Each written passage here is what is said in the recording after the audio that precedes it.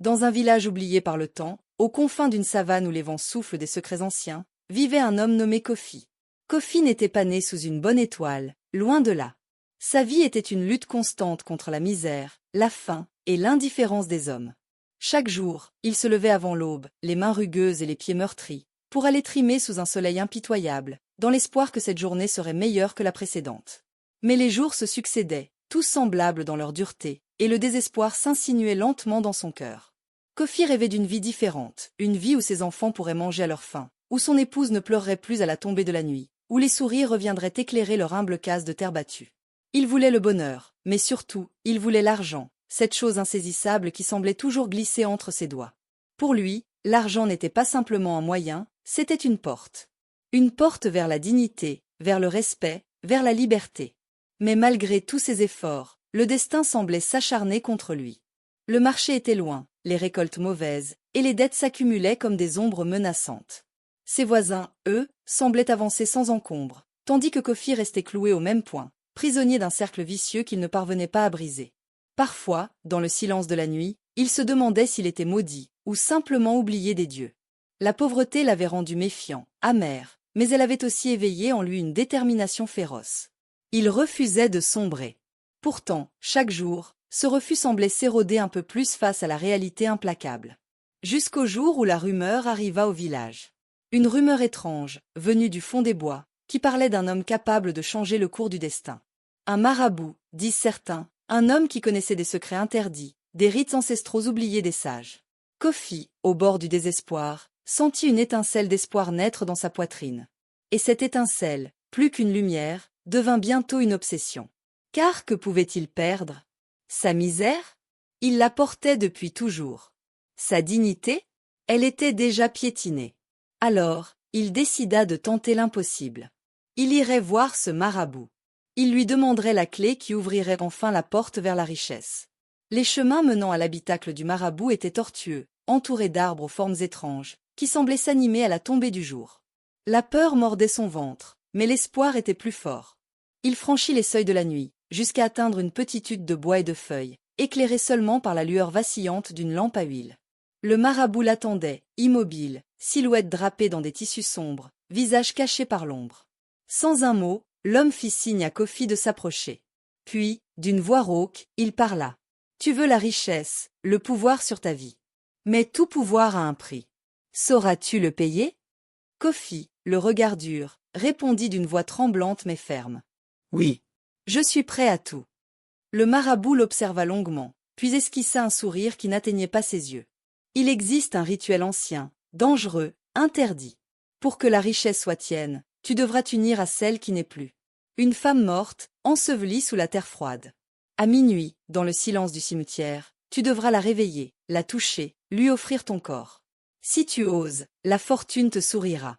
Mais sache que nul ne s'élève sans que quelque chose ne tombe. » Kofi sentit un frisson glacé lui parcourir l'échine. Il savait que c'était une folie. Mais il n'avait plus rien à perdre. Il accepta. Les jours qui suivirent furent les plus longs de sa vie. Le village entier semblait s'être figé dans l'attente. Quand la nuit de la lune nouvelle arriva, Kofi s'habilla avec soin, armé de courage et de peur, et se dirigea vers le cimetière. Là où les morts reposaient, là où les âmes erraient. L'obscurité l'enveloppa, le silence l'étreignit. Le temps semblait suspendu. Il se mit à creuser la terre fraîche, sentant chaque pelletée comme un coup porté à sa propre vie. Enfin, ses mains rencontrèrent la fraîcheur d'un corps enseveli. Il sentit sous ses doigts les traces de la mort, l'odeur du silence éternel. Il sortit la femme morte du sommeil de la terre, l'amena jusqu'au lieu du rituel. La lune, spectatrice silencieuse, semblait elle aussi retenir son souffle. Alors, il fit ce qu'on lui avait demandé. À cet instant précis, Kofi sentit le poids de l'interdit s'abattre sur lui. La femme morte ouvrit les yeux, mais c'étaient des yeux d'ombre, des yeux de douleur infinie. Elle pleurait, silencieusement, une pluie noire qui imbibait le sol. Kofi ne savait pas s'il devait fuir ou rester, si c'était un rêve ou un cauchemar éveillé. Mais il resta, lié désormais à ce destin funeste. Le lendemain, Kofi se réveilla avec un poids dans l'âme. La richesse commença lentement à s'infiltrer dans sa vie, mais à quel prix? Car à chaque nuit succédait l'apparition de la femme morte, en pleurs, qui le hantait, un murmure d'éternelle souffrance. Les jours qui suivirent le rituel restèrent à jamais gravés dans la mémoire de Kofi comme un passage entre deux mondes. Au début, il se persuada que tout cela n'était qu'un rêve étrange, un cauchemar éphémère que le soleil dissiperait. Mais les ombres de la nuit venaient contredire cette illusion fragile. Chaque soir, quand le village sombrait dans un silence de mort, Kofi entendait d'abord un murmure lointain, un souffle léger qui venait du fond de sa maison, de cette pièce qu'il avait longtemps laissée vide, comme un sanctuaire maudit. Puis, ces murmures se transformaient en sanglots, en pleurs lourds, chargés de douleur, comme un chagrin qui ne connaîtrait jamais de fin. Au début, Kofi fermait les yeux, espérant que cette mélopée funeste s'éloigne avec le vent. Mais elle revenait toujours, plus insistante, plus déchirante. La nuit, il sentait une présence à ses côtés. Une forme indistincte, floue, à peine visible dans la faible lueur de la lune qui filtrait à travers la fenêtre. C'était elle. La femme morte. Son fantôme était là, figé dans une éternelle tristesse, pleurant des larmes invisibles qui semblaient imbiber l'air de mélancolie et de désespoir. Son visage, pâle comme la mort elle-même, portait la marque d'une douleur indicible. Ses yeux noirs, profonds comme des abysses, le fixaient sans jamais vraiment le voir, comme si elle errait prisonnière entre ce monde et l'autre. Les nuits devinrent rapidement un supplice. Kofi ne dormait plus. Il errait dans sa maison, hanté par ses pleurs qui résonnaient comme un glas. Son esprit vacillait, partagé entre la peur, la culpabilité et un désir désespéré de comprendre ce qui lui arrivait. Il tenta d'en parler à son épouse, mais elle recula, effrayée par ce qu'elle voyait. L'homme autrefois plein de vie devenait un spectre lui-même, creusé par la fatigue et la peur. Il ne voulait pas qu'elle voie ce qu'il vivait, ce poids qu'il portait comme une pierre accrochée à son âme. Chaque matin, il se levait plus brisé que la veille. Son corps semblait fatigué avant même que le jour ne commence, et son cœur se serrait à chaque souvenir de ce rituel interdit. Mais la fortune, elle, commença à s'infiltrer lentement dans sa vie. Au village, les voisins furent surpris de voir Kofi changer. Sa terre rapportait des récoltes plus abondantes, sa case s'agrandissait, et ses enfants portaient désormais des habits propres et ne rentraient plus affamés de l'école. Le sourire revenait timidement sur ses lèvres. Il avait enfin ce qu'il désirait. Mais à quel prix? Car chaque succès matériel était accompagné d'un poids croissant. La nuit, la femme morte revenait, et ses pleurs devenaient plus forts, plus déchirants. Parfois, il jurait entendre des mots, des murmures. « Pourquoi m'as-tu réveillé? Pourquoi m'as-tu arraché au repos éternel ?» Ces paroles résonnaient dans sa tête comme un écho de condamnation. Kofi comprit qu'il n'avait pas simplement réveillé un corps, mais une âme enchaînée à lui, liée par un pacte funeste. Dans sa solitude, il chercha une réponse. Il retourna voir le marabout, qui l'accueillit avec un sourire triste et lourd de présages. « Tu as voulu changer ton destin, mais certains secrets ne doivent pas être dérangés. Ce que tu as réveillé est une malédiction. La femme que tu as liée à toi pleure la vie qu'on lui a volée, et toi, tu porteras ce fardeau jusqu'à la fin de tes jours. La richesse que tu as reçue est un leurre, un piège. Tu vivras, mais sans jamais connaître la paix. » Ces paroles frappèrent Kofi comme un coup de tonnerre. Sa richesse devenait une prison, et son bonheur, un mirage cruel. Les nuits devinrent de plus en plus intenses. Le fantôme hurlait parfois, levant les mains vers le ciel, comme pour implorer une délivrance impossible. Kofi, épuisé, tentait de fuir cette présence, mais elle était partout, dans ses rêves, dans les ombres, dans le vent qui sifflait à travers les arbres. Il se mit à douter de sa propre santé mentale. Était-il devenu fou? Ou avait-il simplement franchi la frontière invisible entre le monde des vivants et celui des morts? Ses relations se délitaient.